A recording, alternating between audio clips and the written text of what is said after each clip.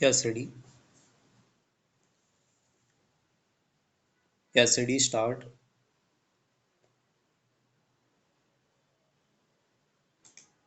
हर साल संसद में पेश होने वाली आर्थिक समीक्षा आमतौर पर इस बात का ब्यौरा होती है कि पिछले बजट में देश की अर्थव्यवस्था और अन्य मोर्चे पर सुधार के लिए जो वादे किए गए थे वे किस हद तक पूरे किए जा सके। यह इसका भी संकेत होता है कि अगले वित्त वर्ष में सरकार के आर्थिक फैसलों में किन मसलों को प्राथमिकता मिल सकती है।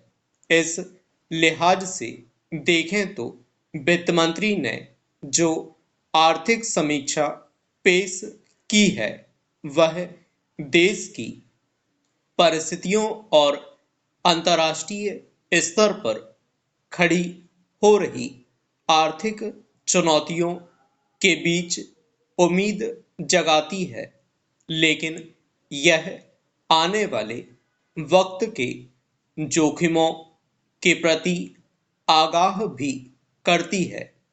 समीक्षा में वित्त वर्ष 2026-27 में सकल घरेलू उत्पाद वृद्धि दर 6.8% से 7.2% के बीच रहने का अनुमान जताया गया है।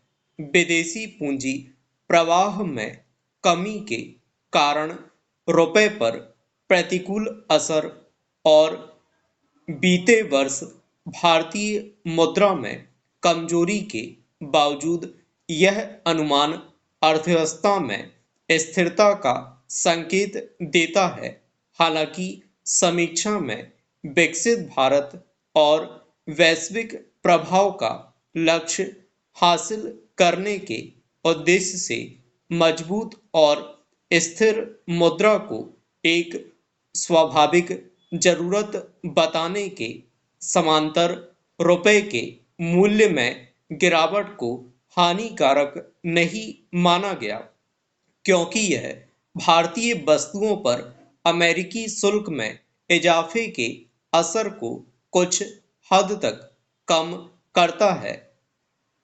दूसरी ओर यूरोप के साथ मुक्त व्यापार समझौते को लेकर यह उम्मीद जताई गई है कि यह भारत की विनिर्माण, प्रतिस्पर्धात्मक निर्यात और रणनीतिक क्षमता को मजबूत करेगा। समीक्षा के मुताबिक अनिश्चित वैश्विक माहौल में भारत को घरेलू वृद्धि को प्राथमिकता देने की जरूरत है और इसके लिए वित्तीय सुरक्षा उपायों और नकदी पर ज्यादा जोर देना चाहिए।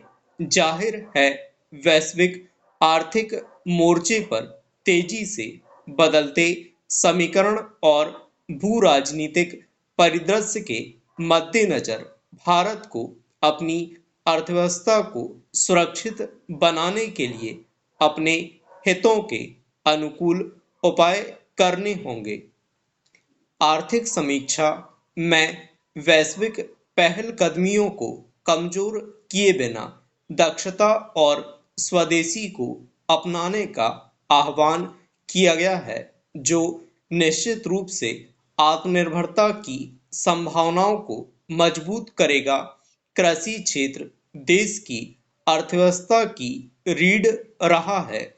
इस बिंदु पर सर्वेक्षण में यह कहा गया है कि कृषि निर्यात में व्यापार नीति का उपयोग कीमतों और उत्पादन में अस्थिरता के बीच अल्पकालिक उद्देश्यों को पूरा करने के लिए किया जाता है, मगर बार बार नीतिगत बदलाव आपूर्ति श्रृंखला को बाधित करते हैं। यह देखने की बात होगी कि समीक्षा में जाहिर इस चिंता के संदर्भ में बजट की क्या दिशा होती है?